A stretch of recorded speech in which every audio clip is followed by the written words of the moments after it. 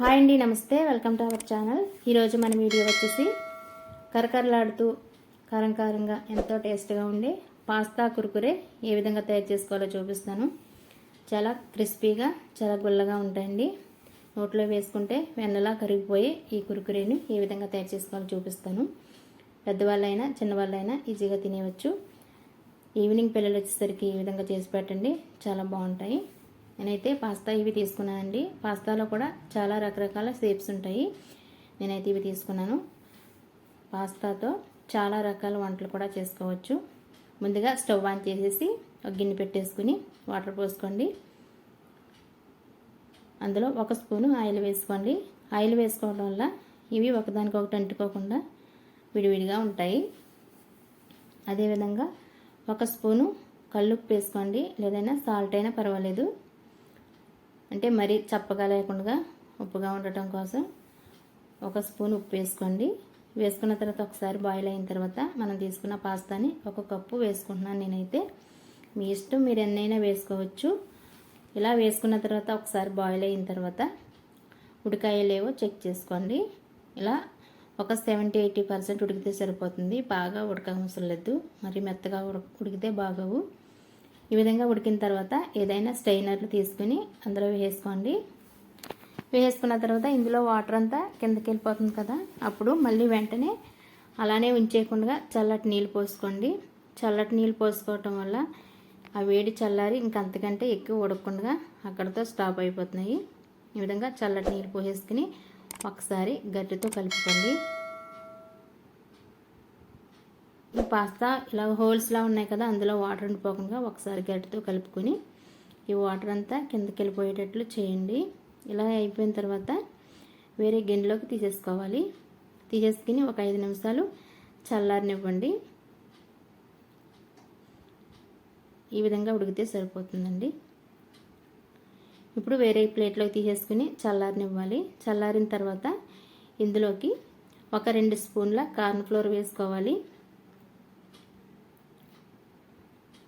అదేవిధంగా ఒక 2 స్పూన్ల వరిపిండి వేసుకోండి, బియ్యం పిండి.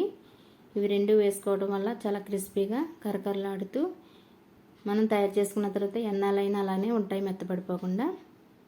ఈ విధంగా మొత్తం పాస్తా అంతా కోట్ చేయండి.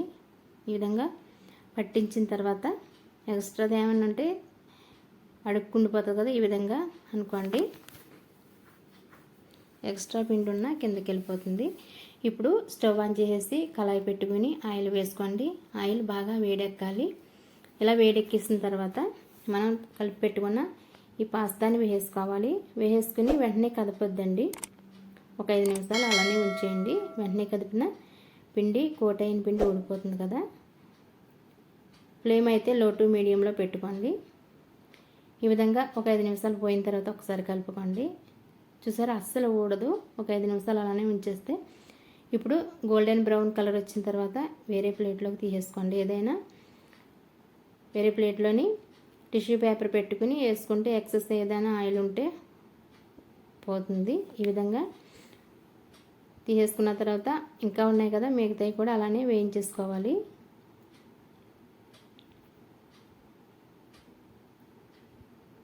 ఇలా వేయించేసుకున్న తర్వాత ఇవన్నీ ఒక గిన్నెలోకి తీసేసుకుని ఇవి ఇలానే తినేవచ్చండి. కానీ కారంగా చట్పట్లాడుతూ ఉండాలంటే 1 స్పూను కారం, 1 స్పూను గరం మసాలా, 1 స్పూను చాట్ మసాలా. చాట్ మసాలా లేకపోయినా పర్వాలేదు. నేను కొద్దిగా, నాకు అయితే సాల్ట్ సరిపోలేదు, ఉడికించేటప్పుడు కొద్దిగా వేసాను కదా, సరిపోలేదు. కొద్దిగా సాల్ట్ వేసుకున్నాను.